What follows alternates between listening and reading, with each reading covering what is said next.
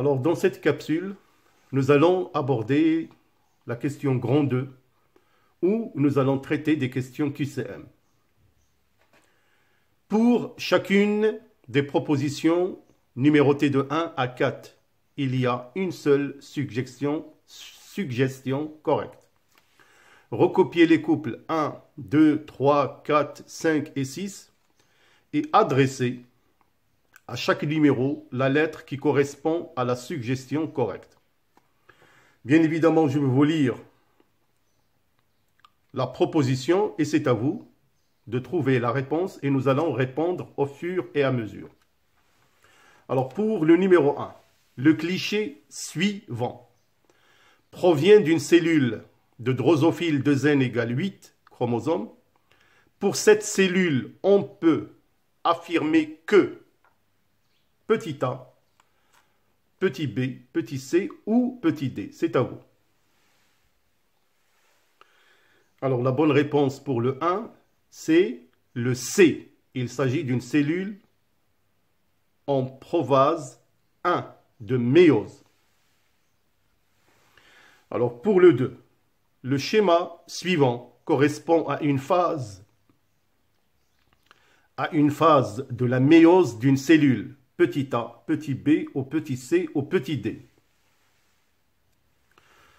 Alors la réponse pour le 2, c'est le C, c'est-à-dire à la naphase 2 d'une cellule diploïde à 2n est égal à 6 chromosomes. Préposition 3, le brassage interchromosomique se déroule en petit a, petit b, petit c ou petit d. La réponse pour le 3, c'est le B, c'est-à-dire en prophase 1. Pardon, là je rectifie la question numéro 3. Donc il s'agit du brassage intrachromosomique.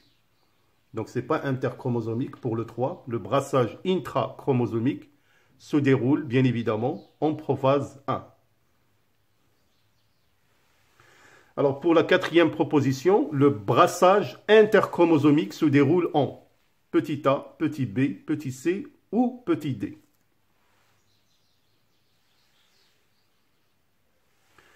Alors pour la préposition 4, donc la réponse c'est le A, c'est-à-dire le brassage interchromosomique se déroule en anaphase 1.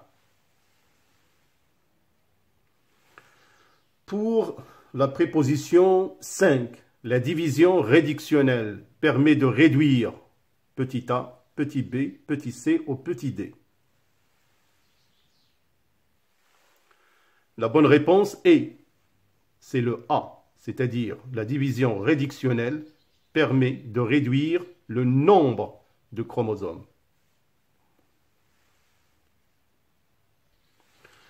Alors pour la question numéro 6, la division équationnelle permet de petit a, petit b, petit c ou petit d.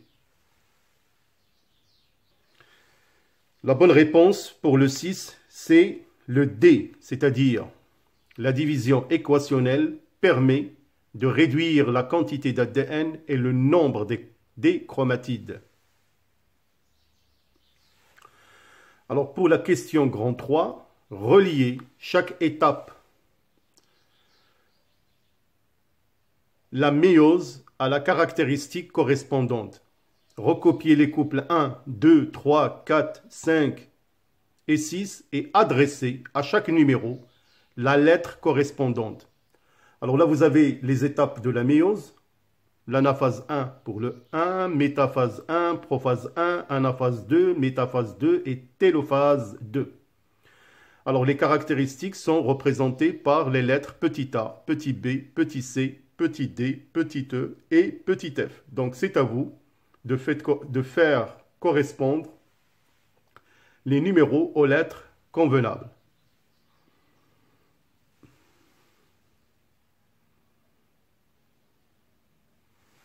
Alors pour le couple 1, donc la lettre qui lui correspond, c'est le C, c'est-à-dire en anaphase 1, il y a séparation des chromosomes homologues. Pour Pour le 2, la métaphase 1. Donc le 2, c'est petit a, c'est-à-dire disposition des chromosomes de part et d'autre de la plaque équatoriale. Pour le 3, la prophase 1, bien évidemment, c'est le petit b, formation des tétrades. Pour le 4, l'anaphase 2. Pour le 4, c'est le petit f, clivage du centromère. Pour le 5, la métaphase 2, c'est le E, c'est la formation de la plaque équatoriale. Et enfin, pour le 6, la télophase 2, bien évidemment, c'est le D, formation de 4 cellules haploïdes. Alors pour la question numéro 4, recopiez sur votre feuille de production la lettre correspondante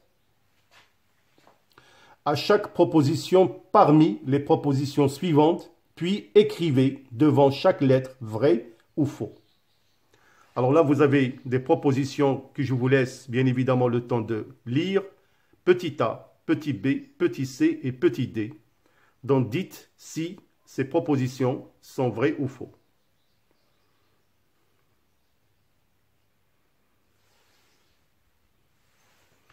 Alors, pour la proposition A, au cours de l'anaphase 2, les chromatides sœurs se séparent.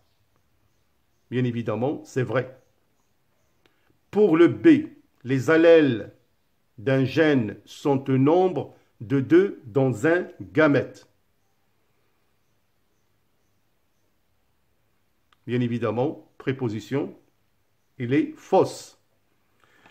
Le C, au cours de la télophase 1, les chromosomes sont présents par paire dans les cellules filles.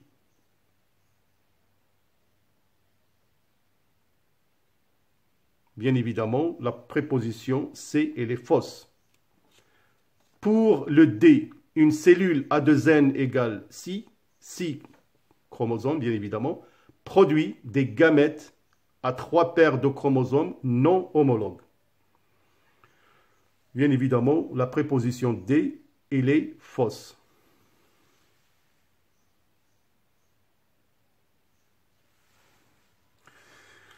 Alors voilà une autre série de questions QCM, mais cette fois-ci, cochez la ou les bonnes réponses. Donc là, il y a parfois une ou plusieurs réponses.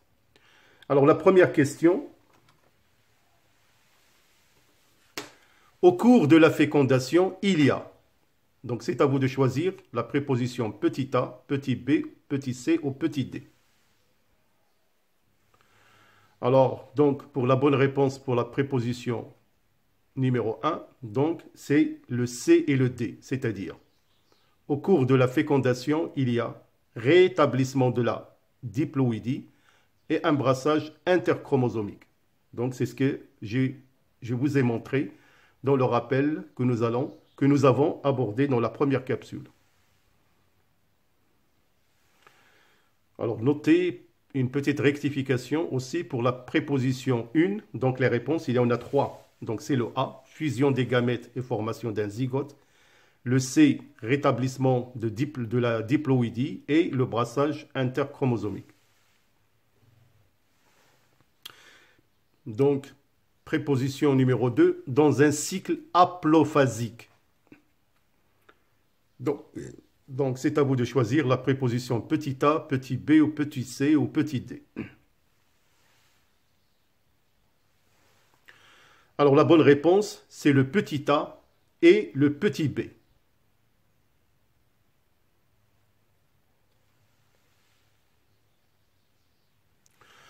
Pour la préposition numéro 3, la méiose est la succession de 2 divisions cellulaires précédées comme toute division. C'est à vous de choisir les propositions petit a, petit b, petit c ou petit d.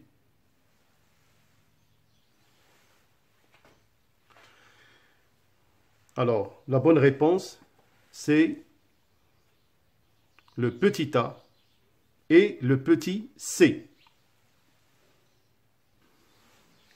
Alors pour le 4, dans un cycle diplophasique, c'est à vous de choisir la préposition petit a, petit b, petit c ou petit d. La bonne réponse, c'est petit b et petit d. Pour la préposition numéro 5, la migration aléatoire des chromosomes homologues lors de la première division de méiose. Donc, la préposition petit a, petit b, petit c ou petit d. Alors, la bonne réponse pour cette question numéro 5, il n'y en a qu'une. C'est le C. Il entraîne un brassage intrachromosomique. Alors, pour la préposition 6, dans un cycle haplodiphasique. Quelle est la préposition qui correspond? Petit a, petit b, petit c ou petit d. Donc ça, c'est une question en général qui concerne les branches sciences maths. Alors pour le 6, les réponses, c'est le petit a et le petit d.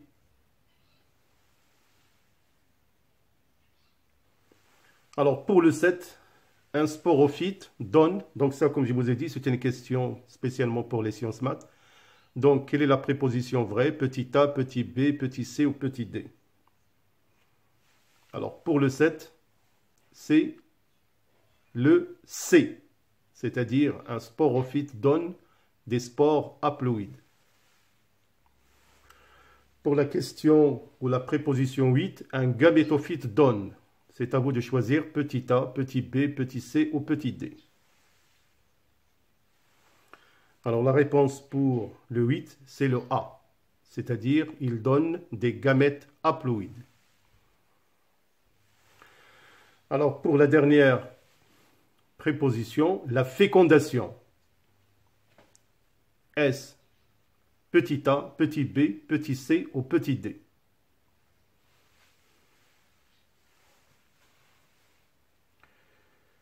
Alors, la bonne réponse, c'est petit a, petit b et petit d. C'est-à-dire, la fécondation assure la stabilité du karyotype, c'est-à-dire l'ensemble des chromosomes d'un individu donné. Petit b renforce le brassage chromosomique. Petit d contribue à la diversité génétique. Ce sont vraiment 3 caractéristiques de la fécondation à retenir. Alors voilà mes chers élèves, donc j'espère que cet exercice que j'ai réparti en 2 capsules concernant la restitution des connaissances va vous aider pour vos préparatifs. Bien évidemment, il y aura d'autres capsules de révision. Je vous remercie pour votre aimable attention. Merci pour vos commentaires. Portez-vous bien. Bonne soirée et à bientôt.